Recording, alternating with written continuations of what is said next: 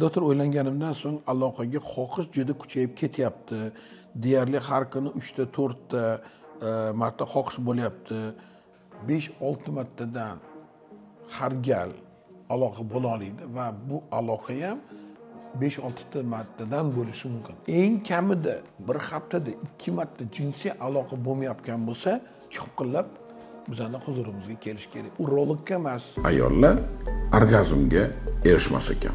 Agar orgazm bo'lmasa, ayol baxtsiz va shu oilada er-xotin o'rtasida juda katta ham ruhiy, ham jismoniy muammolar kelib chiqadi. Braziliyadan hech qayerda yo'q, dunyoda hech qayerda chiqmaydi. Bitta shu Braziliyada bor narsa, shu sop vibradigan lubrikantni olib kelishdi. Ayol kishida o'zida ilgari sezmagan yangi ощущениyalarni, o'sha yangi narsalarni seza boshlaydi. Yoqadi. Namoda sizga sop vibra agar ta'sir qilmasa, pulingizni 100% qaytarib beramiz. Yozilgan telefonlar orqali xarid qilishingiz mumkin. Aziz do'stlar, bu juda ham qiziq savol kelgan ekan. Buni aytmasam, javob bermasam bo'lmaydi. Doktor o'ylanganimdan so'ng aloqaga xohish juda kuchayib ketyapti. Deyarli har kuni 3 ta 4 ta marta xohish bo'lyapti. Normada haftasiga 2 marta deyishyapti. Bu kasallik emasmi? Iltimos tushuntirsangiz deb. Kim aytdi bu gapni, norma degan gapni bilmadim. O'zi bilib oling, bizda shu temperament shkalasi degan tushuncha bor. Ya'ni o'g'il bola temperament shkalasi bo'yicha bir haftada 5-6 martadan har gal aloqa bo'la oladi va bu aloqa ham 5-6 ta martadan bo'lishi mumkin. Agar bunaqa bo'ladigan bo'lsa, 25 marta, 30 martadan o'g'il bola aloqa qilish mumkin hisoblanadi. Bu yuqori temperamentli, bu norma. Endi eng past temperamentli bolalarda 2 ta bo'lish kerak, eng kamida deb aytiladi. Demak, bu ham norma hisoblanadi. Siz o'sha temperament shkalasi bo'yicha kimdir agar yozilgan bo'lsa, bitta balki men aytgan joyimda ko'rib olganmisiz, boshqa emassiz. Kamida 2 ta bo'lish kerak, eng kamida deb aytiladi.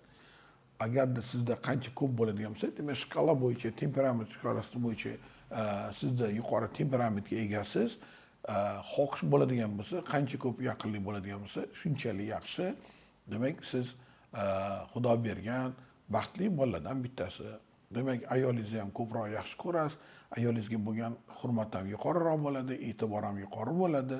Xotiningiz ham o'sha siz bilan birga ko'proq yaxshiroq seksual garmoniyaga erishadi. Endi mana masalan, shu yigitlarimiz ichida shunaqa bolalar ko'pki, aka mana biz yaqinlik qilyapmiz, lekin haftada bir marta, 10 kunda bir marta bo'lib qoldi deb gapirib qolishadi.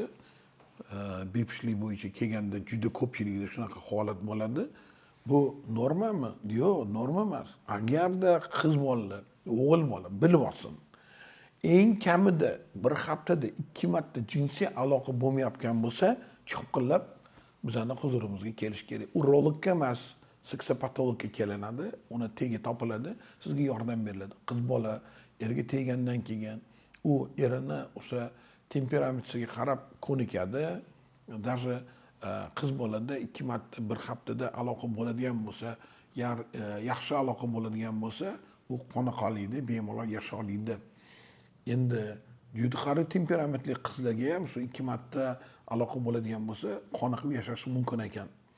O'g'il bolada deb aytamiz, agarda sizda bir haftada 2 marta aloqa bo'lmayotgan bo'lsa, demak homiladorlik bo'lishi ham juda past bo'ladi va sizda shu temperament pastligini genetik yoki yana boshqa epigenetik omillarni topib turib, unga yordam berish kerak bo'ladi. Demak, xulosa qilib aytadigan bo'lsak, bir haftada 5-6 martadan har kuni va 5-6 kun, ya'ni haftaning har kuni aloqa bo'layotgan bo'lsa, nur ustiga alo nur, bu norma hisoblanadi. Lekin sizda uylandingiz, haftada eng kamida 2 marta aloqa bo'lmayotgan bo'lsa, demak doktorga murojaat qilish kerak. Bu niski temperamentdan past hisoblanadi. Buni tagida sabablari bor. genetik yoki epigenetik sabablari bor. Shuni ko'rib sizga yordam beramiz. Albatta. Sog' salomat bo'ling.